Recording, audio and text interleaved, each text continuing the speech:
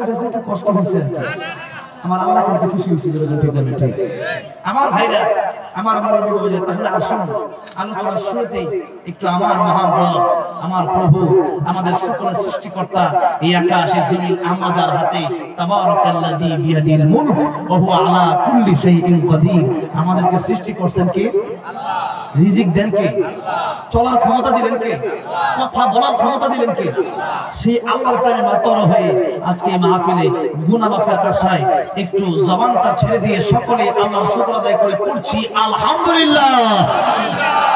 এরকম আওয়াজ যদি হয় আমরা তো কাপুরুষ না, আমরা তো বীর পুরুষ, কারণ ইমানদার আমরা যেরকম ঠিক আছে ইমানদার যারা এদের কোনো ভয় এদের কোনো চিন্তা আছে যেরকম আছে নাই ওয়ালা তাহিনু ওয়ালা তাহজানু ওয়া আনতুমুল আ'লাউনা ইন কুনতুম মুমিনিন আমাদের কোনো ভয় চিন্তা নাই। আল্লামা সাঈদী বলেছিলেন বিড়ালের মতো 500 বছর বেঁচে থাকতে চাই না, সিংহের মতো ঘন্টা বাঁচতে চাই ঠিক আছে এইজন্য সিংহের মতো বাঁচবেন, কারণ আমরা বাঁচলেও না মরলেও না যেরকম শুনলাম যার কারণে আমাদের মরার কোনো ভয় নাই। আল মাউতু তুফাতুল মুমিন নবী বলেন আরে মুমিনের জন্য মরতে হলো হাদিয়া হাদিয়া, কারণ মুমিন যখন মরে তখন চিন্তা করে আমার দেখা হবে আমার আল্লাহর সাথে কার সাথে দেখা হবে আল্লাহর সাথে দেখা হবে, কারণ আমরা সবচেয়ে বেশি ভালোবাসি কাকে আল্লাহ জোরে বলেন না কাকে আল্লাহ নিজে এটা বলতেছে যে আমরা আল্লাহর বেশি ভালোবাসি তার প্রমাণ তার দলিল আল্লাহ কোরআনে দিয়েছে। বলবো আয়াত আল্লাহ বলতেছে ওয়াল্লাযীনা আমানু أشد حبا لله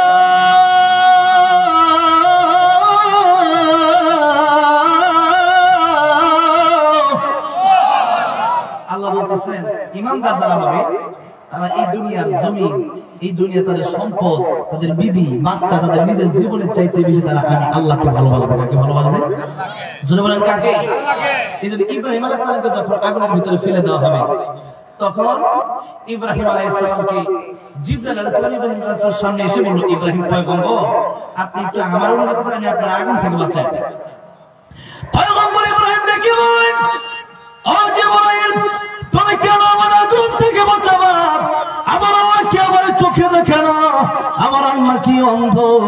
আমার আল্লাহ রব্বুল আলামিন যদি আমি ইব্রাহিমকে দেখে থাকে আর আমি ইব্রাহিম যদি এই নমরুদের আগুনের ভিতরে পড়ি আমার আল্লাহ যদি তাতে খুশি হয়ে যায় আমার আল্লাহর খুশির জন্য আমার আল্লাহর ভালোবাসার জন্য আমি ইব্রাহিম পয়গম্বর একবার দুইবার নয় আমি ইব্রাহিম 1000 বার আগুনের ভিতরে জ্বলতে রাজি আছি।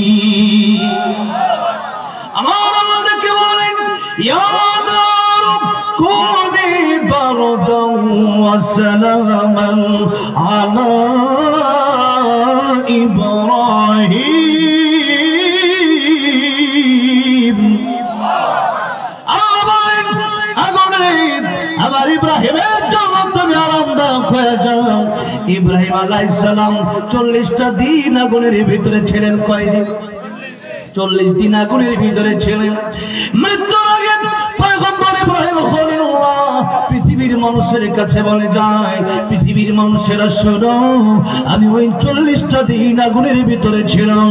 আমি ইব্রাহিম পৃথিবীর কত জায়গায় গেলাম কত জায়গা আমি ইব্রাহিম দেখলাম, কিন্তু আগুনের ভিতরে 40টা দিন আমি ইব্রাহিম ছিলাম। ওই আগুনের ভিতরে যত শান্তিতে আমি ইব্রাহিম ছিলাম রে পৃথিবীর কোন জায়গায় এত শান্তি আমি ইব্রাহিম খুঁজে পাই নাই। জোরে বলে আল্লাহু আকবার। দেখেন আগুনকে আল্লাহ ফুলের বাগান বানাচ্ছে। কি বানাচ্ছে? ফুলের বাগান বানাচ্ছে। যেজন কবি বলেছেন যে নামে ইব্রাহিমের আগুন হলো পানি আর ডাকার মতো ডাকলে আজও সারা দেবেন তিনি রে মন সারা দেবেন তিনি। অবতর নামটি মিটায় হতাশার জ্বালা গলেতে পড়ো নামের মালা ও নামের তুলনা হবে না হবে না তুলনা নাই নাই নাই তুলনা নাই নাই নাই। এসো না আল্লাহর নামে গান গাই এসো না মন প্রাণ জোড়াই এসো না মন প্রাণ প্রাণ জোড়াই।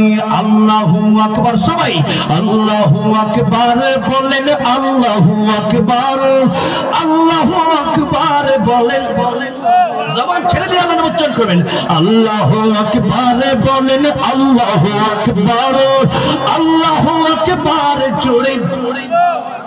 ও মধুর নাম চিনিলেন এর দোয় হাসি, ও মধুর নামে সুখ নেমে আসে, ও নামের তুলনা মিলে না, মিলে না, তুলনা নাই নাই নাই, তুলনা নাই নাই নাই।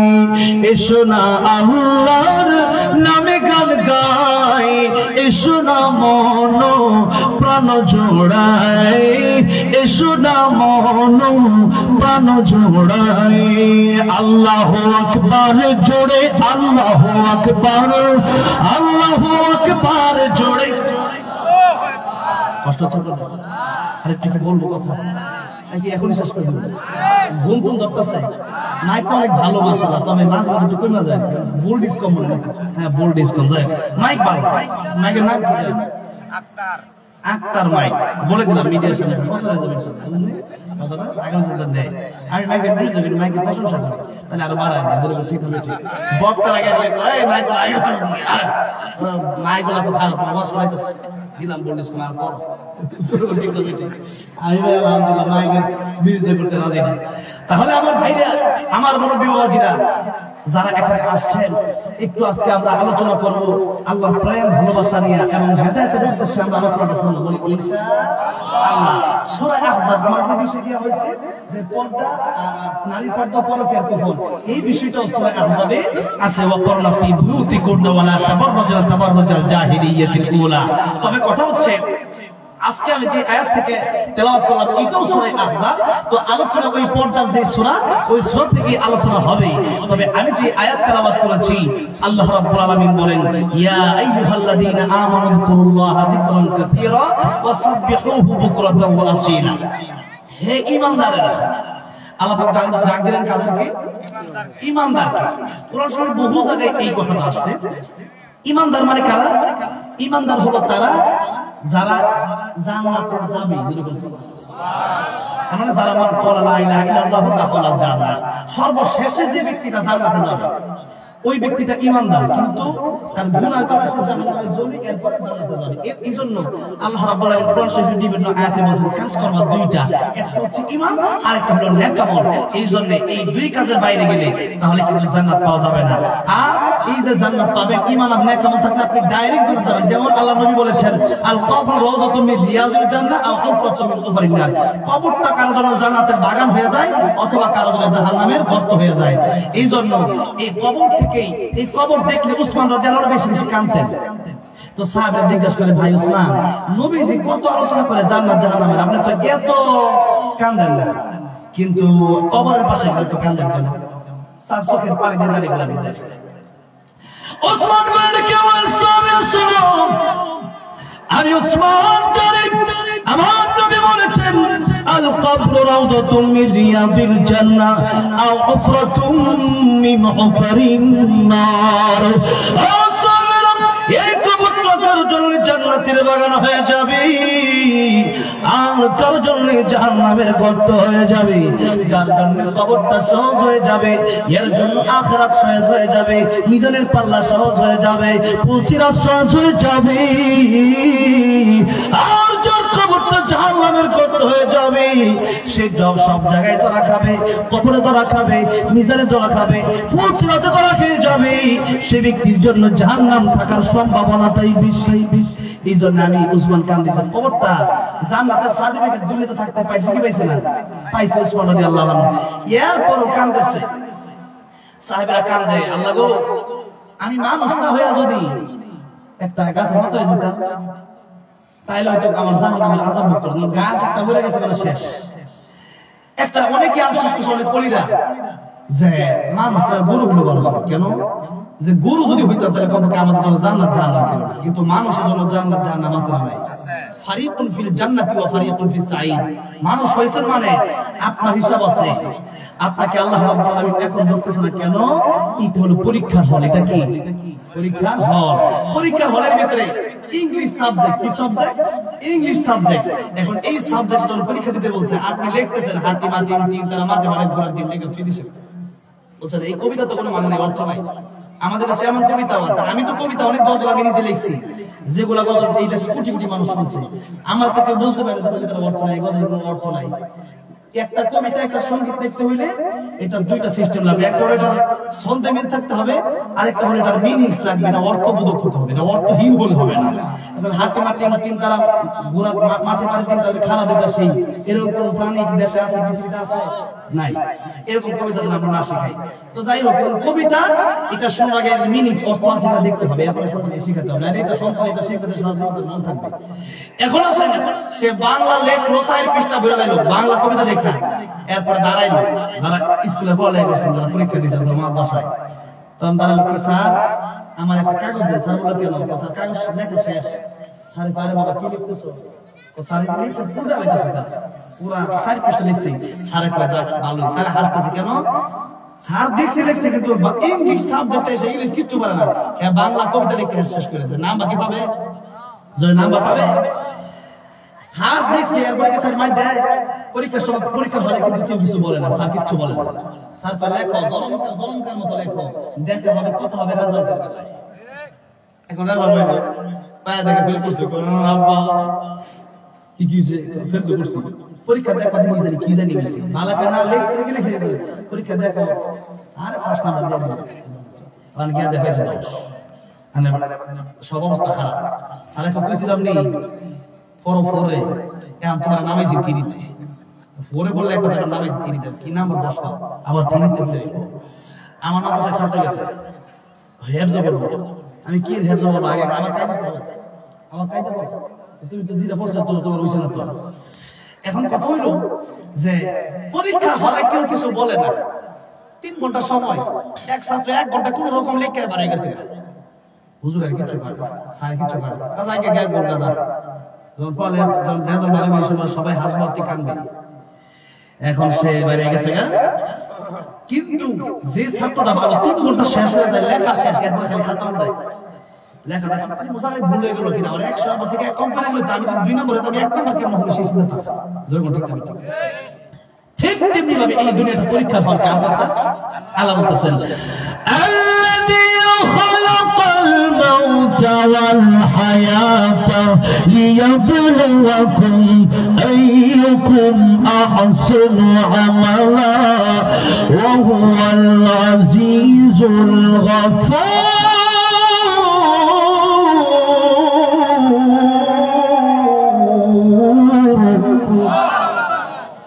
আল্লাহ বলেন মওত ও হায়াত আমি আল্লাহ সৃষ্টি করলাম তোমাদেরকে লিয়াবলুকুম পরীক্ষার জন্য, আইয়ুকুম আহসানু আমালা, তোমরা কে কার চেয়ে ভালো আমল করতে পারো, কে বেশি নামাজ পড়তে পারো, কে বেশি সত্য কথা বলতে পারো, কে বেশি কোরআন শরীফ পড়তে পারো, কে বেশি সুবহানাল্লাহ পড়তে পারো, কে বেশি আলহামদুলিল্লাহ পড়তে পারো, কে বেশি বাবার খেদমত করতে পারো, কে আমি আল্লাহকে বেশি ভালোবাসতে পারো। এই আমলগুলো দেখার জন্য আমি তোমাদেরকে সৃষ্টি করছি।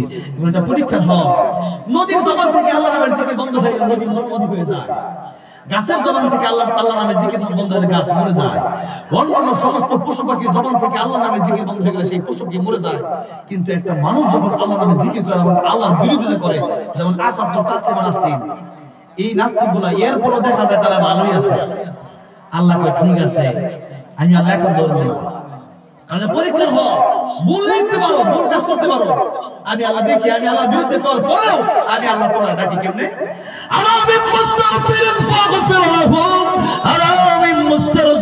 فارزقهم على من مبتلى فأعافيهم على كذا على كذا حتى يطلع الفجر। আপনি ফজর পড়েন নাই, আল্লাহ আপনার ডাকে বান্দা আয় ক্ষমা চা, জোর পড়েন নাই, আল্লাহ বলেন বান্দায় ক্ষমা চা, আসর পড়েন নাই বান্দায় ক্ষমা চা, মাগরিব পড়েন নাই, আল্লাহ বলেন ক্ষমা চা, আসর পড়েন নাই, আল্লাহ বলে খবর এসব নামাজের পরে রাত যখন গভীর হয়ে যায় আল্লাহ শাওজিন থেকে এই গভীর রজনীতে প্রথম আকাশে চলে আসেন, প্রথম আসমানে চলে আসেন। আর ডাকতে থেকে আলামিন মুস্তাগফিরিন ফাগফির লাহুম, গুনাহ করছো বান্দায় আমি আল্লাহর কাছে ক্ষমা চাও। আলামিন মুস্তারজিকিন ফারজুকহু, তো রিজিক লাগলে দুনিয়ার মানুষের কাছে যাওয়ার পরে মানুষ দিতে চায় না। মানুষ কতদিন ধরে কতদিন এই যে দিছে 10,000 আমরা সালাস করব একবার দুইবার তিনবার চারবার সাইডে দেখবেন রাগ উঠবে। কারণ মানুষের পিছু টান আছে, মানুষের অনেক দরকার, মানুষের ভান্ডারের কমতি হয়ে যায় দিলে। আর আমার আল্লাহ দিলে কি আল্লাহর ভান্ডার কম হয়? আল্লাহ দিলে কি আল্লাহর ভান্ডার থেকে কম হয়ে যায়? কম হয় না। আল্লাহ রাব্বুল আলামিন ডাক দিয়ে বলেন, ও বান্দারে কার কি দরকার আমি আল্লাহ রাব্বুল আলামিন তোদেরকে দেওয়ার জন্য অপেক্ষা করতেছি। আমি আল্লাহর বিরুদ্ধে তোমরা করো, নামাজ তোমরা পড়ো না। আর নামাজ না পড়া এবারে কয় নামাজ পড়ছি না কি হইছে, এরকম অনেক লোক আছে। আমরা দাওয়াত দিলে হুজুর দাওয়াত গিয়া কয় হুজুর আমরা চিন্তা করেন অবস্থা পড়া না পড়া, আবার পড়া দাওয়াত দিলে হুজুর আমরা কান্না পড়া আমার লাগে চিন্তা কি লাগিয়া। এই হইল অবস্থা। এই জন্য আল্লাহ রাব্বুল আলামিন এক আয়াত মধ্যে সূরা বাকারায় মানুষকে বললেন যে মানুষ কেমনে আল্লাহর সাথে নাফরমানি করে, মানুষ কেমনে আল্লাহর সাথে নাফরমানি করে।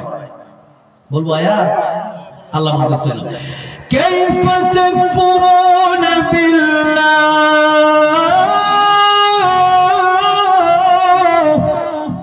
ওয়া কুনতুম আমওয়াতান ফাআহইয়াকুম থুম্মা ইউমীতুকুম থুম্মা ইউহয়ীকুম থুম্মা ইলাইহি তুরজাউন।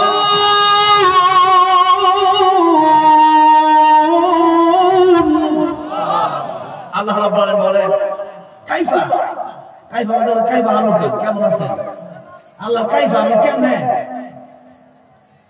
তাকফুরুনা বিল্লাহ, আল্লাহর সাথে মানুষ নাফরমানি করে কেমনে, এটা কি সুজ কেমনে সম্ভব?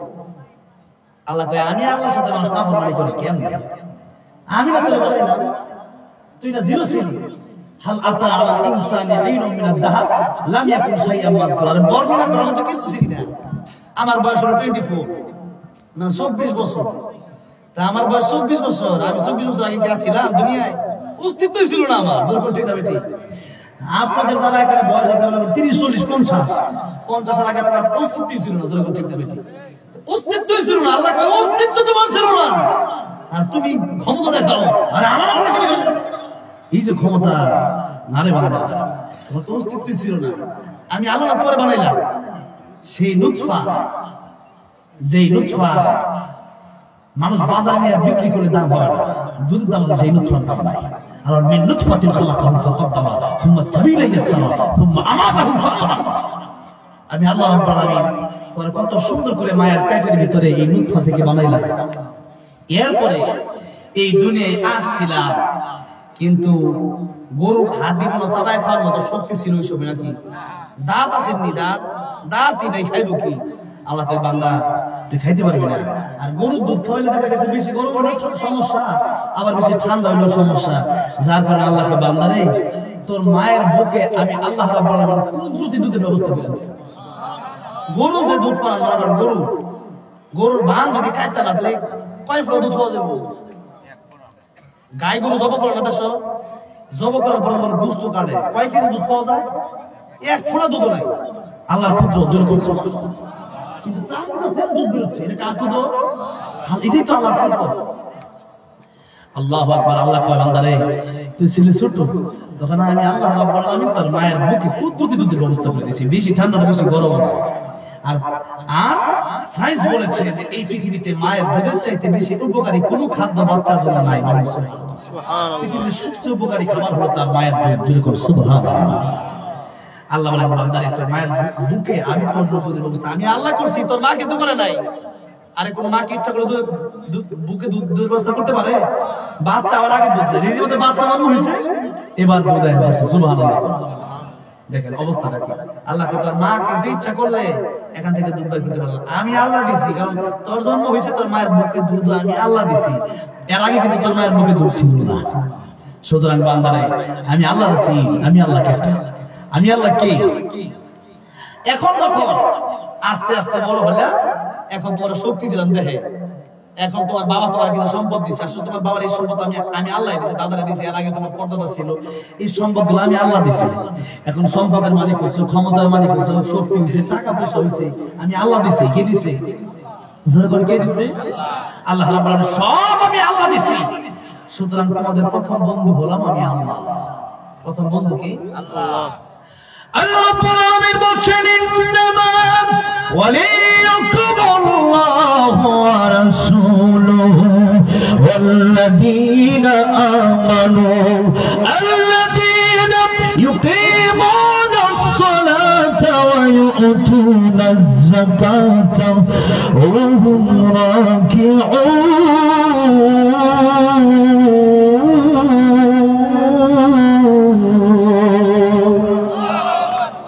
আল্লাহ বলেন বন্ধু হবে তোমার তিনজন। প্রথমে আল্লাহ বলেন বন্ধু হবে ইন্নামা ওয়ালিয়ুকুমুল্লাহ। এক নম্বর বন্ধু হবে আল্লাহ। এক নম্বর বন্ধু হবে কে? আল্লাহ। যখন এক নম্বর বন্ধু হবে কে? কারণ হলো বন্ধু, যখন তোমার কেউ ছিল না তখন ছিলেন তিনি, যখন তোমার কেউ রবে না তখন রবেন তিনি। একদিন আমি আপনি কবরে চলে যাব, ওই দিন আমার সাথে আবার কেউ যাবে না। আসার সময় কেউ আসবে না, আবার যাওয়ার সময় কেউ যাবে না। আপনি 1 কোটি টাকা দিয়ে কাউরে কইয়েন তোমার 1 কোটি টাকা দিলাম, আমি সেদিন মরবো, ওই দিন আমার লগে আমিও কবরে যাবো, তুমি আমার লগে বিক্রি করবো, কেডা যাবে? আমি আপনার 1 কোটি টাকা দিব, আপনি যদি আমার লগে কবরে যান, এরকম কেউ আছে না? কেউ যাবে না। কোটি কেন? সে বলবে আমার পৃথিবী দিলাম, তোমার কবরে যেতে না, ঠিক না? ঠিক। দরজা নাই, জানালা নাই, বন্ধু নাই, বান্ধব নাই, কুফি নাই, নারীবাতি নাই, সাথী নাই, কেউ নাই, সে কবর অন্ধকার, সারাদিন মাটির ঘর। আমার ভাইরা আবার বলবো সেদিন কেউ যাবে না। আল্লাহ বলে বান্দারে সেই কবরে তোর সাথে কেউ আসবে না, কিন্তু সেই কবরে যাওয়ার পরে যদি আল্লাহকে বন্ধু বানিয়ে নিতে পারেন, আপনাকে যখন দুজন ফেরেশতা আসবে, উঠানো হবে, তখন জিজ্ঞেস করা হবে, আমার রব্বুকা মান দীনুকা মান হাযার রাজুল আল্লাযী বুইসা ফীকুম। আমার রবের পরিচয় দাও, দ্বীনের পরিচয় দাও, রাসূল সাল্লাল্লাহু আলাইহি ওয়াসাল্লামকে চিনো কিনা দেখো। তখন তুই ঠিক ভাবে উত্তর দিয়ে দেবেন। উত্তর মুখস্থ করে লাভ নাই, আরবি ভাষা শিখলে না উত্তর দিয়ে দেন। এখানে আবু জাহেল কিন্তু আরবি ভাষা পড়তো, আর আপনি হয়তো আমাদের দেশে এমন লোক আছে যারা কোনো আরবি বোঝে না, কিন্তু 5 ওয়াক্ত নামাজ ঠিকই পড়ে। আছে না? নাই বলে 5 ওয়াক্ত নামাজ ঠিকই পড়ে, ফজরের সময় পড়বে না শীত, এরপরে আল্লাহরে বলে না। তাহাজ্জুদ কি বলবো? এখন যারা ফজর নামাজ পড়ে এরাই সবচেয়ে এই যুগে যারা ফজর নামাজ পড়ে এরাই বড় বড়, যেরকম ঠিক না বেঠিক। শীতের সময় মুসলিম খুঁজে পাওয়া যাবে 5 জন, 3 জন, 2 জন, যেরকম ঠিক না বেঠিক। সুতরাং আমার ভাইরা, আমার দুনিয়াতে যারা আল্লাহকে বন্ধু বানাইছে, ফজরে আল্লাহরে বলে নাই, জোহরে আল্লাহরে বলে নাই, আসরে আল্লাহরে বলে নাই, মাগরিবে আল্লাহরে বলে নাই, এশায় আল্লাহরে বলে নাই। আল্লাহ বলেন বান্দারে আমি আল্লাহ আজকে কবরে তোর চোখ যতদূর যাবে আমি আল্লাহ ততদূর পর্যন্ত কবরটা প্রশস্ত করে দেব। ফেরেশতারা বলবেন, ও আল্লাহর বান্দা, তুমি তো হয়ে গেল আল্লাহর বন্ধু, এই কবরে তুমি এসেছো, তোমার বন্ধু কেউ না হলেও আমার আল্লাহ রাব্বুল আমিন তোমার বন্ধু হয়ে গেছে। আমার আল্লাহ ডাক দেন, ফেরেশতারা রে, তাকে জান্নাতের কাপড় পরাইয়া দাও, জান্নাতি বিছানা বিছিয়ে দাও। ফেরেশতারা বলবে, আল্লাহর বন্ধু, এখন থেকে তুমি ঘুমায় থাকো, ইসরাফিলের সিঙ্গার ফুৎকার দেওয়ার আগ পর্যন্ত তোমাদের ঘুমার কেউ ভাঙাতে পারবে না। সেখানে গিয়ে আমরা 40,000 বছর ঘুমাবে। কত হাজার বছর?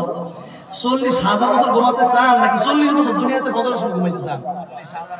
40,000 বছর ঘুমাইতে চান, তাহলে আপনি ফজরের সময় যখন বলে সালাতু খায়রুম মিনান নাওম তখন মসজিদে চলে আসবেন। আর মনে করেন না ল্যাপটপ আছেই পর্যন্ত আসল করবে না, করে ল্যাপটপ আর হাঙ্গা দেয়, হাঙ্গা কই না, নামাজ আছে ঘুমিবালা।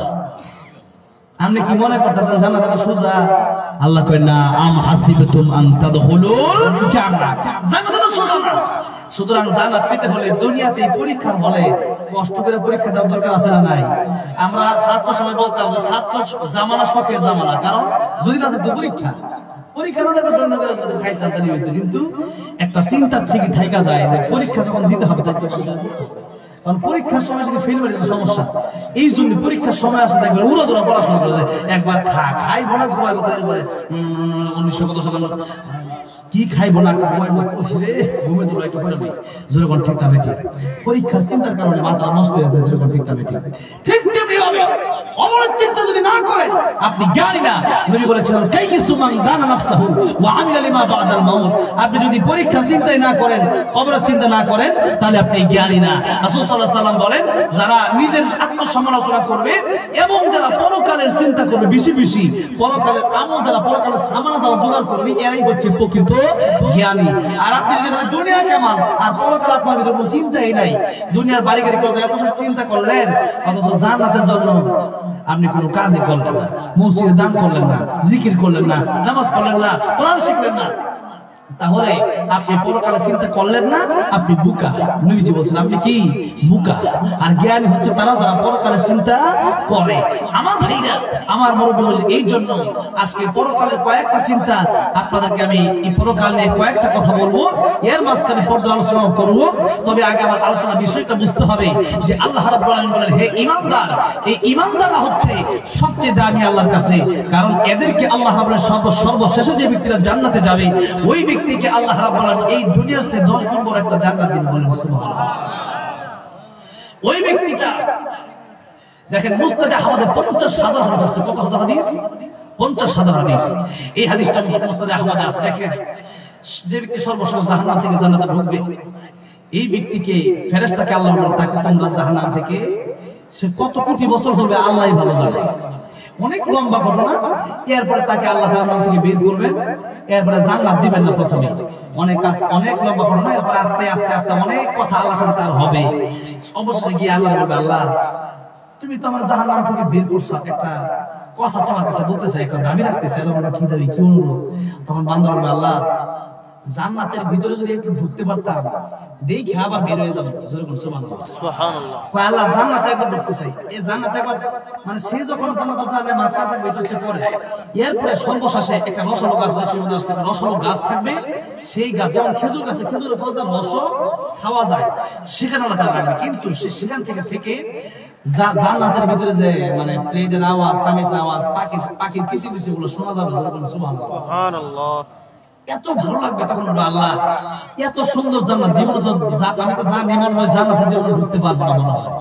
তারপরে একবার যদি দেখতে পারতাম দেখতে আবার বের হয়ে যাবে। আল্লাহ কয় ঠিক আছে, কথা ঠিক রাখবি তো? বান্দা কয় হ্যাঁ। তখন আল্লাহ বলেন ঠিক আছে, তোরে আমি জান্নাতে ঢোকার জন্য অনুমতি দিলাম। যেই মাত্র জান্নাতে ঢোকার অনুমতি দিচ্ছে, জান্নাতে ঢোকার পরে এবার ডাক দেয় কয় আল্লাহ এত সুন্দর জান্নাত, আয় আল্লাহ রাব্বুল আলামিন আমার তো অনেক ভালো লাগতেছে, এখন আমি কি করবো? আল্লাহ কয় তোলা করে যেতে বাইরে হয়ে যাবি। হ্যাঁ দেখেন এই হাদিসটাকে হাসির হাদিস বলা হয়। কি হাদিস? তার এমন একটা কথা সে বলবে যে কথাটা শুনে আমার আল্লাহ নিজে হাসবে। জোরে বলুন সুবহানাল্লাহ। আল্লাহ নবী যখন সাহাবা কেরাম রাদিয়াল্লাহু আনহুম আজমাইনকে হাদিসটা শোনাচ্ছিলেন তখন সাহাবীরা হাসছিলেন, নবী নিজে হাসতেছিলেন। সুবহানাল্লাহ। আমার ভাইরা, আমার বড় বাবা যে তখন সে বলে আল্লাহ তুমি কত, তোমার ওয়াদা দাম বেশি না আমার ওয়াদা? আল্লাহ কয় আমার ওয়াদা দামই তো বেশি।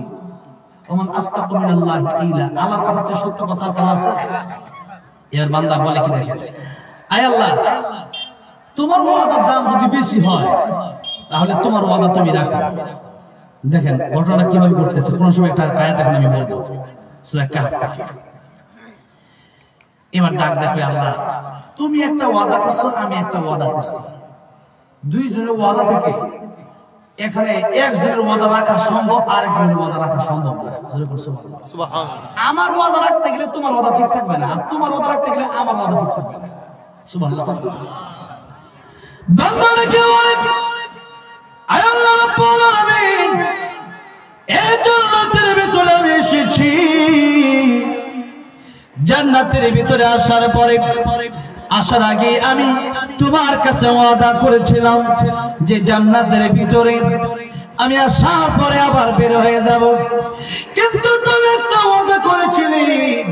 কোরআন শরীফে আছে আল্লাহ রাব্বুল আলামিন সূরা কাহফে বলেছেন ইন্নাল্লাযীনা আমানু ওয়া আমিলুস সালিহাত কানাত লাহুম জান্নাত الفردوس نزلا خالدين فيها لا يبغون عنها حولا আল্লাহ রাব্বুল আলামিন এই জান্নাতের ভিতরে ঈমানের নেক আমল নিয়ে যারা আসবে আর তার ঈমান আমল সবচেয়ে দুর্বল ছিল আল্লাহ রাব্বুল আলামিন আসার পরে তুমি বলেছিলা খালিদিনা ফিহা তারা চিরস্থায়ীভাবে জান্নাতে থাকবে আমি আল্লাহ রাব্বুল আলামিন কোনদিন তাদেরকে জান্নাত থেকে বের করব না সুবহানাল্লাহ সুবহানাল্লাহ বড় করে কিছু লুকে দেন বাইরে দিয়ে তাহলে দেখেন আল্লাহ বলছে আল্লাহ তুমি না বলছো খালিদিনা ফিহা আবাদা খালিদিনা ফিহা দেখেন আল্লাহ তুমি না বলছো একবার জান্নাতে ঢুকবে তাকে আর জান্নাত থেকে বের করবে তোমার ওয়াদা ছিল আল্লাহ এখন আমি ঢুকছি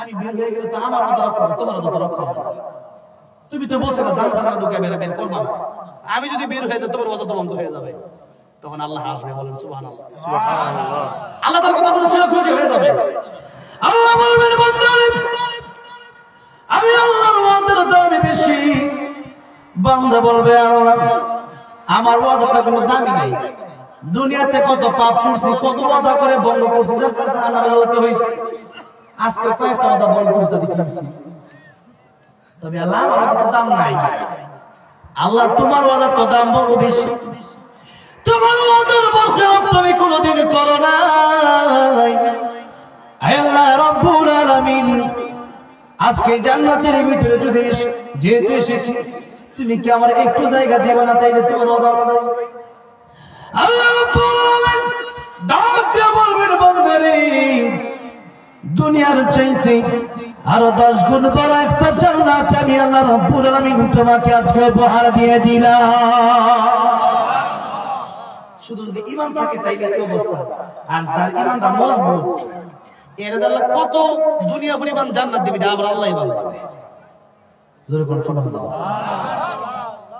আমার আল্লাহর বান্দার কম নাই এই দুনিয়ার চাইতে এমন এমন তারকাগুলো আছে যেগুলো 30 কোটি গুণ বড় এমন তারকা আল্লাহ রাব্বুল আলামিন পৃথিবীতে বানিয়ে দিয়েছে আমার ভাইরা আমার বন্ধু আছে তারা দুনিয়া ধরে একবার ছোট্ট একটা জায়গা কালকে যেমন আমি তো বাংলাদেশের প্রোগ্রাম বিদেশে এই বছর প্রায় আমেরিকা সহ অনেক বাংলাদেশের প্রোগ্রাম রাখছি তো ফ্লাইটে যখন উঠি তখন দেখা যায় আগামীকাল বিমানে প্রোগ্রাম বসে এরপরে দিন যাচ্ছে দূরে দূরে এই এলাকায় একটা এই বছর আমি ছিল এই প্রোগ্রামটাই তো যাই হোক কথা হচ্ছে যে ওখানে ফ্লাইটে যখন উঠা হয় উঠতে উঠতে উঠতে উঠতে যখন শুরু হয় ফ্লাইট যখন উঠে তখন একটা বিল্ডিং মনে হয় ছোট ছোট মনে হয় এটা আরেকটা তলা হয় আমি চিন্তা করি আল্লাহর আরশে আজিম থেকে তবে পৃথিবীটা কত ছোট আল্লাহু আকবার এই দুনিয়াটা ছোট আমার আল্লাহ এরকম দুনিয়ার হাজার হাজার দুনিয়া এরকম গ্রহ হাজার হাজার গ্রহ আল্লাহ লক্ষ অসংখ্য অগণিত গ্রহ আল্লাহ রেখে দিয়েছে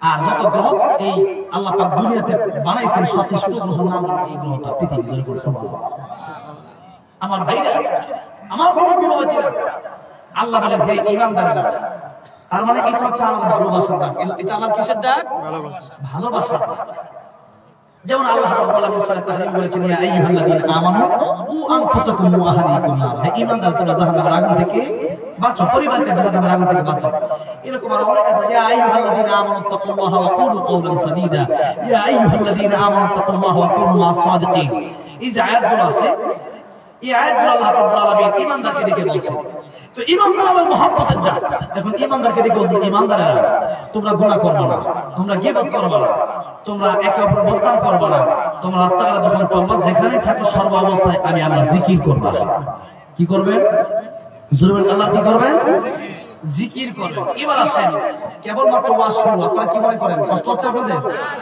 আচ্ছা ঠিক আছে এই তো ইনশাআল্লাহ এখন বাজার কথা বাজে এই তো 12টা বেজে গেছে আর 10-15 মিনিটের ভিতরে আমি সংক্ষিপ্ত তাফসীরে কাবীরের সংক্ষিপ্ত কয়েকটা কথা বলে শেষ করে দেব তাফসীরে কাবীরে ইমাম ফখরুদ্দিন রাজি রাহমাতুল্লাহি আলাইহি এই জিকিরের ব্যাখ্যা লিখতে গিয়ে তিনি লিখেছেন জিকির হলো প্রধানত জিকির হলো 5 প্রকার প্রধানত জিকির হলো কয় প্রকার 5 প্রকার এক নম্বর জিকিরের নাম হলো কোরআন শরীফ এক নম্বর জিকিরের নাম কি কোরআন শরীফ তাই আল্লাহ রাব্বুল আলামিন সূরা রহমানের শুরুতেই বললেন আর-রাহমানু আল্লামাল কুরআন খালাকাল ইনসান ইনসান। আর রহমান দয়াময় আল্লাহ, দয়াময় আল্লাহ। আল্লাহ বলেন আমার, আচ্ছা সূরা রহমানে আল্লাহ প্রথমে বলেন দয়াময় আল্লাহ। আল্লাহ যে দয়াময়, এই সূরা রহমানের সবচেয়ে বেশি কোন আয়াতটা নাযিল হয়েছে বলেন তো? ফাবি আইয়ি আলাই রাব্বিকুমা তুকাদ্দিবান। আয়াতের অর্থ হচ্ছে যে তোমরা আমার কোন নিয়ামতকে অস্বীকার করো? আছে কোন নিয়ামত অস্বীকার করো? এই যে শ্বাস নিয়েছি, এটা কার নিয়ামত? আমাদের। আমার এক বন্ধু গতকাল শিল্পী, কলরবের শিল্পী আহমদ খালিদ নাত রাসূল সাল্লাল্লাহু আলাইহি ওয়াসাল্লাম গায়, গতকাল অ্যাক্সিডেন্ট করছে, হুন্ডা অ্যাক্সিডেন্ট। প্রোগ্রাম থেকে যাওয়ার সময় রাস্তায় হুন্ডা অ্যাক্সিডেন্ট করছে। এমন অ্যাক্সিডেন্ট করছে রাস্তায় পড়ে আছে। পরে একজন রিকশাওয়ালা দেখলো রাস্তায় যেন কি লাশ পড়েছে মনে হয়। তখন গিয়া ওই লাশটা দেখলো যে লড়তেছে, একটু শ্বাস নিতেছে, মোটামুটি বুকটা লড়তেছে। তাড়াতাড়ি করে হাসপাতালে নিয়ে আসে কলরবের শিল্পী আমার বন্ধু, আমার ছোট ভাই। তো ওকে যখন হসপিটালে নিয়ে আসছে আহমদ খালিদকে, তখন দেখা গেল ডাক্তাররা বলে বাঁচার সম্ভাবনা এরকম নাই, মানে ডাক্তাররা কোনো কথা বলতেছে না। তো তাকে কৃত্রিম শ্বাস প্রশ্বাসের কিছু ব্যবস্থা হসপিটালে আছে, আইসিইউতে আছে। ওই কৃত্রিম শ্বাস প্রশ্বাসে তাকে রাখার ব্যবস্থা করলো। সেখানে একদিন থাকলে দেখা যায় লক্ষ লক্ষ টাকা লাগে, ঠিক আছে ঠিক। তো যাই হোক, এরপর আজকে আমরা শুনছি মোটামুটি আলহামদুলিল্লাহ একটু ভালোর দিকে। আল্লাহ রাব্বুল আলামিন এই ছোট ভাইটাকে আমার শিফায়ে কামিলা আজলা দান করেন, বলেন আমিন। আমার ভাইটাকে আবার ফিরিয়ে দেন, বলেন আমিন। এরা তো ভালো একটা, খুব ভালো একটা ছেলে। তো তার কথা এই জন্য আমি বললাম যে একটা মানুষ আইসিইউতে থাকতে গেলে তার কৃত্রিম শ্বাস প্রশ্বাস যখন তাকে রাখা হয়, তখন লক্ষ লক্ষ টাকা তার এক দুই দিনে চলে যায়, ঠিক আছে। আর প্রতিদিন আল্লাহ রাব্বুল আলামিন আমাদেরকে যে শ্বাস প্রশ্বাস নেওয়ার তৌফিক দিলেন, এটার ভাড়া যদি আমরা নিতেন, বলেন এই টাকা দিয়ে আমরা কুলাইতে পারতাম? কুলাইতে পারতাম? যে পানি ফ্রি আল্লাহর কাছে নিতেছি, আল্লাহ যদি বলতে যে এক গ্লাস পানি দেওয়া লাগবে 500 টাকা করে, কয়টা লাগতেছে? ঠিক না ঠিক? আল্লাহ নিয়ামতকে আমরা গণনা করে শেষ করতে পারবো? ওয়া ইন তাউদ্দু নি'মাতাল্লাহি লা তুহসুহা। আল্লাহ বলেন বান্দা আমার নিয়ামত তুমি গণনা শেষ করে পারবা না, শেষ করে পারবা না। নিয়ামত তোমরা গণনা করে শেষ করতে পারবা না। সুতরাং লা ইন শাকারতুম লা আযীদান্নাকুম, নিয়ামতের শুকরিয়া আদায় করো। এবার আল্লাহ রাব্বুল আলামিন বলেন, আমি আল্লাহ রাব্বুল আলামিন তোমাদেরকে যত নিয়ামত দান করলাম, সবচেয়ে বড় নিয়ামতের নাম হলো কোরআন শরীফ। সবচেয়ে বড় নিয়ামতের নাম কি? কোরআন শরীফ। যেই জায়গায় নাযিল হয়েছে ওই জায়গাতে মক্কা কাবা শরীফে, কাবা শরীফের সামনে যারা নামাজ পড়লে 1 লক্ষ রাকাত নামাজ সওয়াব, সুবহানাল্লাহ। আর যেখানে নাযিল হয়েছে মদিনাতুল মুনাওয়ারা, যেখানে আমার নবী সাল্লাল্লাহু আলাইহি ওয়াসাল্লাম যারা কবরি ওয়াজিবাত তাহু শাফাআতি, আমার নবী রোজা জিয়ারত করলে নবী বলেন তার জন্য সুপারিশ করা ওয়াজিব হয়ে যায়। তো মক্কা মদিনা পৃথিবীর সবচেয়ে দামি জায়গা, কারণ সেখানে কোরআন শরীফ নাযিল হয়েছে। সেখানে কি নাযিল হয়েছে? যেই রাতে নাযিল হয়েছে ইন্না আনজালনাহু ফি লাইলাতিল কদর ওয়া মা আদরাকা মা লাইলাতুল কদর লাইলাতুল কদর খায়রুম মিন আলফি শাহর। সেই রাতে ইবাদত করলে হাজার হাজার মাস, 1000 না, আল্লাহ বলেন হাজার হাজার মাস, কত হাজার মাস আল্লাহ জানে। হাজার হাজার মাস ইবাদত করলে যে সওয়াব, আমি আল্লাহ একটা রাত ইবাদত করলে সেই সওয়াব দিয়ে দেব। অল্প সময় সামনে আসছে রজব মাস, এরপরে শাবান মাস, এই যে সামনে রমজান, দুই মাস জমা দিও, ওখানে জমা দিও, সানিটা একবার শেষ মুহূর্তে আমরা চলে আসছি। আমরা হিসাব রাখি না, অনেকে জানে না আরবি কোন মাস হচ্ছে। আমার বাংলাদেশে বাংলা কোন মাস ওইটা অনেকে জানে না, এখন ঠিক না বেঠিক। তো এগুলো জানা আমাদের দরকার বেশি। ইংলিশ যেমন জানেন, আরবি আর বাংলা ভাষার হিসাবটাও রাখবেন। আর আরবি ভাষার সাথে আমাদের ইবাদতের সম্পর্ক, এই জন্য সেই হিসাব রাখবেন আপনারা। আমার ভাইরা, আমার বড় বাবাজিরা, তাহলে দেখেন এই যে রমজান মাসে নাযিল হয়েছে, যার কারণে গোটা মাসের দাম আল্লাহ বাড়ায় দিয়েছে, মনে করতে ঠিক না? অন্য মাসে ফরজ নফল করলে যে সওয়াব, এই মাসে নফল করলে ফরজের সমান সব, সুবহানাল্লাহ। আর একটা ফরজ করলে 70টা ফরজের সমান সব, সুবহানাল্লাহ। শাহরুর রমাদানাল্লাযী উনজিলা ফীহিল কুরআন, এই মাসে কোরআন শরীফ নাযিল হয়েছে। এইজন্য কোরআন শরীফের সাথে গিলাফ লাগছে, এর দাম বেড়ে গেছে। কোরআন শরীফের সাথে এটা রেহাল লাগছে, রেহালের দাম বেড়ে গেছে। আমি আর আপনার সম্পর্ক যদি কোরআনের সাথে হয়, তাহলে আমার আপনার দাম বাড়বে কি বাড়বে না? বাড়বে। এখন এই কোরআন শরীফ মানবেন মানে কি? আপনি মানলেন যে আমি নামাজ পড়লাম, পর্দা দরকার নেই, অথবা আমি পর্দা করলাম, কোনো কেউ কম, এরকম কিছু পর্দা করে পরে কেউ করে, এই কথা আমি এখানে বলতেছি, কিন্তু বিষয় দিচ্ছি। আমার ভাইরা, আমার মুরব্বি বাবাজিরা, এই যে পর্দার কথা আল্লাহ রাব্বুল আলামিন বলেছেন, যেই নারীর পর্দা নাই ওই নারীর দাম নাই। এক হাদিস শরীফে রাসূল সাল্লাল্লাহু আলাইহি ওয়াসাল্লাম বলেছেন এই দুনিয়ার সবই সম্পদ সবচেয়ে উত্তম সম্পদ হলো নারী। যেরকম সুবহানাল্লাহ। আমার ভাইরা, এই যে নারী, এই নারীর সম্মান তখনই থাকে যখন নারী পর্দাশীল থাকে। ফাতেমা রাদিয়াল্লাহু আনহা, কথা বলছেন, মিথ্যে কথা বলতেছেন কিনা? ফাতেমা রাদিয়াল্লাহু আনহা মৃত্যুর পূর্বে তার স্বামী আলী রাদিয়াল্লাহু আনহুকে ওসিয়ত করলেন, ও আমার স্বামী, আমার ইন্তেকালের পর আমাকে আপনি রাতের বেলায় দাফন করবেন। কখন? দিনের বেলায় না রাতের বেলায়? কেন দিনের বেলায়? তাহলে তো অনেক দূর থেকে হয়তো আমার লাশটা দেখতে পারে, আমার লাশটা যেন না দেখতে পারে, আমার লাশ কেমন এটা যেন না দেখতে পারে, রাতের বেলায় অন্ধকারে অল্প মানুষ নিয়ে আমাকে দাফন করবে। আর আমাদের দেখেন মরার পরের কথা বলতেছি, মরার আগে তো কষ্টই আসে না, মৃত্যুর পরে এই কথা বলতেছেন ফাতেমা রাদিয়াল্লাহু আনহা। আর আমাদের দেশের সমাজের নারীরা বুড়া দাদিরা পর্দা করে, নারীরা পর্দা করে, আর নাতিরা পর্দা করে। নাতিরা দেখবেন সাজায় আদায় দাদি কয় যে আমি তো বুড়ো হয়ে গেছি, আপনি পর্দাটা লাভ কি? পর্দা ধরতে হবে নাতি।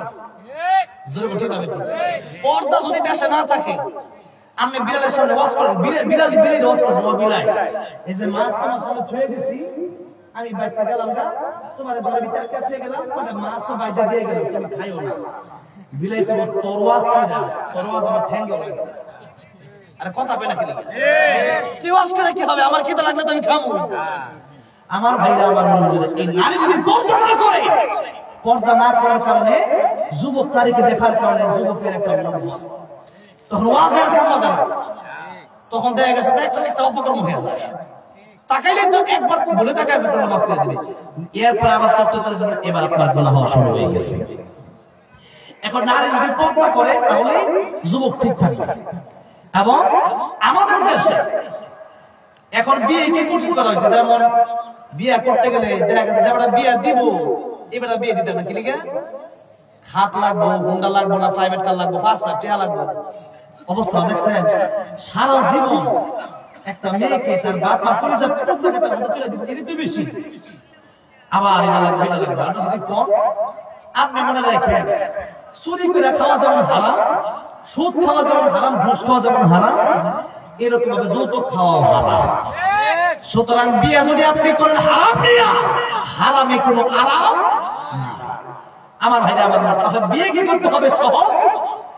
বিয়ের যে বয়স সীমা আছে ওইটাকেও সিস্টেম করে বাতিল করতে হবে। এই দেশে, যে দেশে বিয়ের বয়স যখন হয়ে গেছে, ওর ক্ষুধা লাগছে, এখন আপনি তার খাবার দেন, সকালে খেতে লাগছে খাওয়ার নাই, দুপুরে খাওয়ার নাই, রাতে খাওয়ার নাই, এবারে করে আমি চাইতেছি একটু বাতিলের কথা দোকান থেকে চুরি করে খাই আবার আর যখন ক্ষুধা লাগছে তখন তাদের খাওয়ান দিতে হবে। এখন এই যে যুবক বড় হচ্ছে, যুবতী বড় হচ্ছে, 18 বছর 30 বছর হয়ে যায়, এবার বয়স হয়েছে বড়, ওরা বিয়ে করে এত বয়স করে, এই হলো অবস্থা। এই জন্য বিয়ের আগে সব শেষ।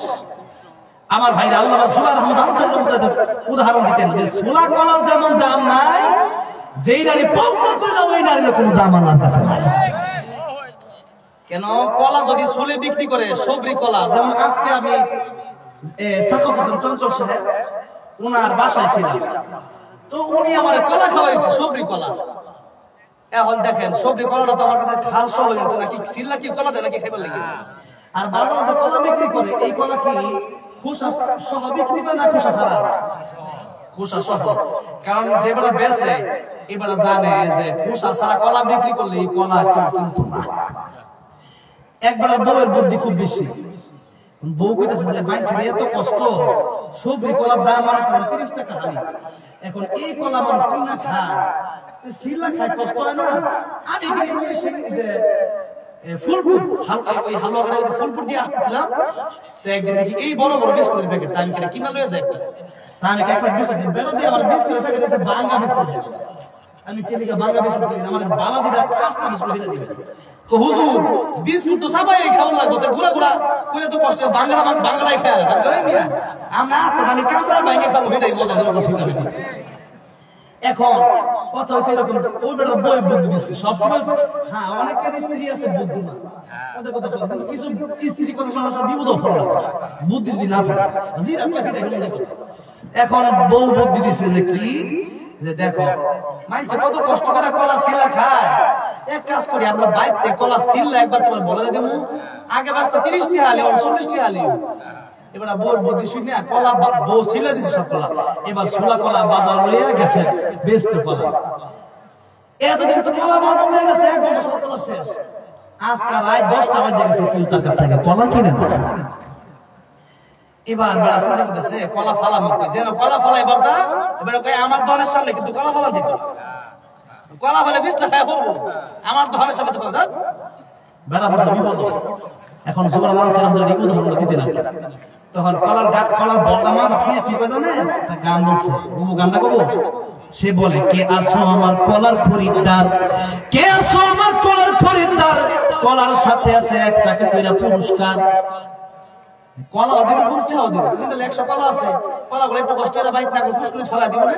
আর 100 টাকা আছে লয়ে যাই এখন এই যে কলা লোভে টাকা লোভে কলা কিনবে কিন্তু কলা খাওয়ার লোভে কলা কিনবে ঠিক তেমনি ভাবে নারী যদি পর্দা না করে বুরখা না পরে ওই নারী বিয়ের আগেই নষ্ট হয়ে যায় যার কাছে ভালো ছেলের কাছে ওই নারীকে বিয়ে দেওয়া যায় না কারণ সেইখানে মাছি মশা বৈশা কলা নষ্ট হয়ে গেছে কথা বলে বোঝেন নাই মেয়ে যদি বিয়ের আগে যদি যুবক পালায় সস্তায় যদি দুধ পাওয়া যায় তাহলে গরু কিনে কে গরু পালে কে সস্তায় যদি 10 টাকা দুধ তাহলে কে গরু পালবো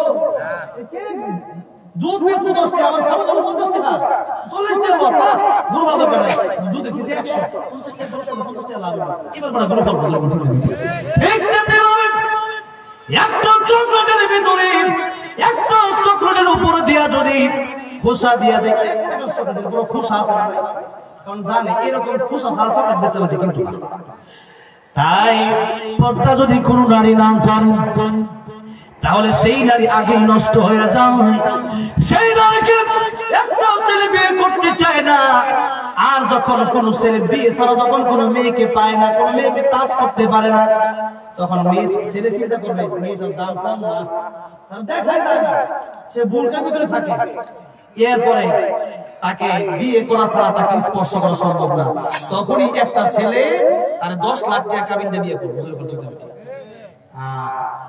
আমার ভাইরা এই জন্য যৌতুক বন্ধ করতে হবে আবার ছেলেকে বিয়ে দেওয়ার সময় নবী বলেন মানুষ দেখেছে একটা জিনিস কয়টা জিনিস লিমালিহা ওয়ালিজামালিহা ওয়ালিহাসাবিহা ওয়ালিদীনিহা ফাযফার বিযাতিদ্দীন নবী বলেন মানুষ তার সম্পদ দেখে মানুষ তার সৌন্দর্য দেখে মানুষ তার বংশ দেখে মানুষ তার দ্বীনদারিতা দেখে তাকওয়া দেখে নবী বলতেছেন যে দ্বীনদার মেয়ে দেখে তোমরা বিয়ে করে ধন্য হয়ে যাও আর যদি দিন ছাড়া মেয়ে বিয়ে করো তাহলে কপাল শনি আছে কপাল কি আছে শনি বিপদ আছে আমার ভাইরা আমার মনে তাহলে নবী বলেন নামাজ দেখো দিন নামাজ পড়ে কিনা নামাজ পড়ে কিনা তার মেয়েরা পর্দা করে কিনা এটা দেখো আগে আর আমাদের দেশে মানে পর্দা ছাড়া মেয়েও খোঁজে আবার ভালোও খোঁজে জোরে বল ঠিক না এই হলো আমাদের সমাজের অবস্থা স্মার্ট খোঁজে তো বোরখাটা পেতে দরকার আবার নামাজও বলবো এরকম কি হয় নাকি সব জীবনে পর্দা নাই নামাজ পড়ে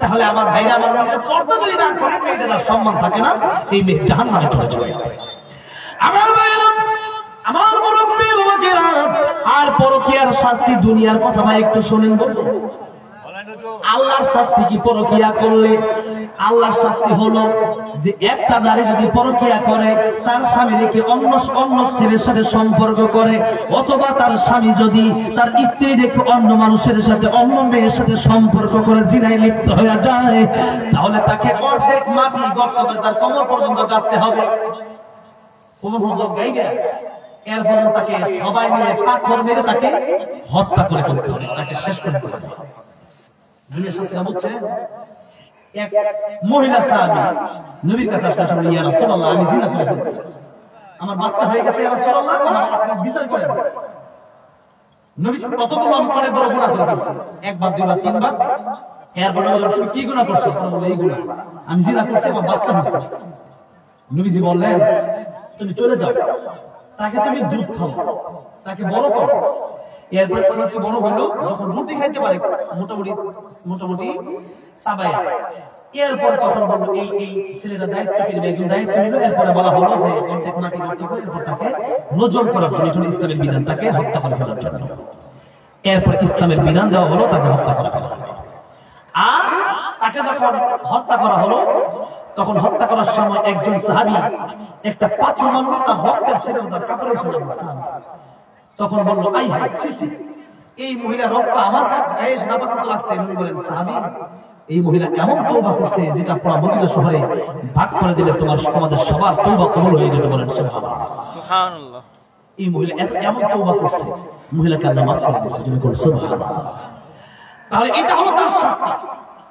আর যদি কেউ পর্দা না করে জিনায় লিপ্ত হয়ে যায়, এমনি বিবাহিত না অবিবাহিত, তাহলে তার শাস্তি হলো 100 বেত্রাঘাত করতে হবে। 100 বেত্রাঘাত করতে হবে জোরে জোরে। এই যে শাস্তি, এই শাস্তিগুলো আমাদের দেশে নাই, আছে? চুরি করলে হাত কেটে দেওয়ার শাস্তি কোরআনে আছে না নাই? চোর চুরি করলে হাত কেটে দিতে হবে। এই যে আইন চলতেছে, এই সব আইনগুলো আল্লাহর কোরআনে আছে না নাই? আছে, কিন্তু আমাদের দেশে নাই। এই আইনগুলো যখন দেশে চালু হবে, ইসলামী রাজনীতি যেদিন হবে, গতকাল মাহফিল ছিল শেরপুর সদরে, ভীমগঞ্জ বড় মাদ্রাসার মাহফিল। আমি সেখানে গিয়ে বললাম যে আমি কিন্তু এই ইমামতি আর মসজিদ করতে চাই না, আমি কিন্তু দেশের প্রধানমন্ত্রী হতে চাই। এই জন্য আমি কিন্তু আগামীতে রাজনীতি করবো। কথাটা মনে রাখবেন। আমি বলেছি যে আমি কিন্তু দেশের প্রধানমন্ত্রী হতে চাই। কেন? এই দেশ আমরা চালাবো কোরআন দিয়ে। এই দেশ কি চালাবো আমরা? কোরআন দিয়ে। বর্তমানে যারা আছে আমরা এক হয়ে ঐক্যবদ্ধ হয়ে এই দেশটা কোরআন দিয়ে চালাতে চাই। কোরআন দিয়ে যখন দেশ চালানো হবে, চোরের হাত কেটে দেওয়া হবে। একদিন বাইতুল মুকাররমের সামনে চোরের হাত কেটে দেওয়া হবে, পরের দিন চুরি ডাকাতি হবে না, ঠিক যাবে ঠিক। আর এই দেশে আমরা গত 16 বছর দেখেছি চোরের শাস্তি সবচেয়ে কম হয়েছে, আর শাস্তি সবচেয়ে বেশি হয়েছে, ঠিক না ঠিক? আল্লামা সাঈদীকে হত্যা করে শহীদ করে দেওয়া। আমার ভাইরা আমার বলবো যে এই জন্য সুরের শাস্তি দিতে হবে, ডাকাতের শাস্তি দিতে হবে। মাদক থাকলে, মদ পান করলে 80 বার প্রয়াস করতে হবে, ইয়াবা খেলে 80 বার দিতে হবে। এগুলো করলে পরে এই দেশ থেকে মাদক দূর হবে, এই দেশ থেকে জিনা দূর হবে, পরকীয়া দূর হবে, চুরি দূর হবে। কেবলমাত্র কোরআন শরীফের আইন দিয়ে এই দেশটা চালালে দেশে শান্তি আসবে, আর তা না হলে কশ্চিন কালেও দেশে শান্তি আসতে পারে না। আমার ভাই, আমার তাহলে পর্দা না করার শাস্তি এবং পরকীয়ার শাস্তি বুঝছেন তো? এবার অল্প সময় বললাম। এবার ফাতেমা রাদিয়াল্লাহু আনহা বলেন, ও আমার স্বামী, আমার মৃত্যুর পরে কাপড়ের উপরে আর একটা কাপড় দিয়ে দিবে। কেন? আমার স্বামী, আমার লাশটা কতটুকু মোটা, আমার লাশটা কতটুকু লম্বা। আমার লাশ কতটুকু মোটা, কত লম্বাটা করতে পারে না? এর বউ মারা গেছে, লম্বাটা করতে পারে, লম্বাটা করতে পারে, ঠিক আছে? মোড়া করতে পারে, শেষ তো ভালোই মরার মনে লাশ। আমি কতটুকু মোটা কতটুকু লম্বা, এটা যেন কেউ না দেখতে পারে। কাপড়ের উপর দিয়ে আপনি আরেকটা কাপড় দিবেন, মোটা কাপড়, যেন করে সুবহানাল্লাহ। আর তিনি হবেন ফাতিমাতু সাইয়্যিদাতু নিসাই আহলিল জান্নাহ। আর আমরা জান্নাতে যেতে চাই, কিন্তু ফাতেমারে আমরা অনুসরণ করি না। তাহলে পর্দা নারীদের করা দরকার আছে না? আর পুরুষদের কিছু দায়িত্ব আছে, আপনি বলতে হবে ও আমার মেয়ে, ও আমার স্ত্রী, আর তুমি পর্দা করো। আপনি যদি না বলেন তাহলে দায়ী কিন্তু এক হবে না, আপনি দায়ী ছিলেন। বলবেন তো পর্দা করার জন্য ইনশাআল্লাহ। আপনি যদি বলেন আমার ঘরে পর্দা না করলে বাদ নাই, পর্দা করতো না, ঠেলা ছেড়ে পর্দা করবো, ঠিক না ঠিক? তাহলে আসুন, বলতেছিলাম জিকির শব্দের 1 নম্বর অর্থ হচ্ছে কোরআন শরীফ। আমরা সবাই কোরআন মানবো, কোরআন শরীফ পর্দা আছে না? এখান থেকে কিছু কথা বললাম। এখন আসেন কোরআন শরীফটা আমরা সহি শুদ্ধ করে শিখবো। না শিখলে আমাদের নামাজ হবে না। নামাজ ভঙ্গের কারণ 19টা। প্রথম কারণ হলো নামাজ অশুদ্ধ পড়া। নামাজে কি পড়া? তাহলে কিয়ামতের ময়দানে সর্বপ্রথম কিসের হিসাব হবে? নামাজের হিসাব।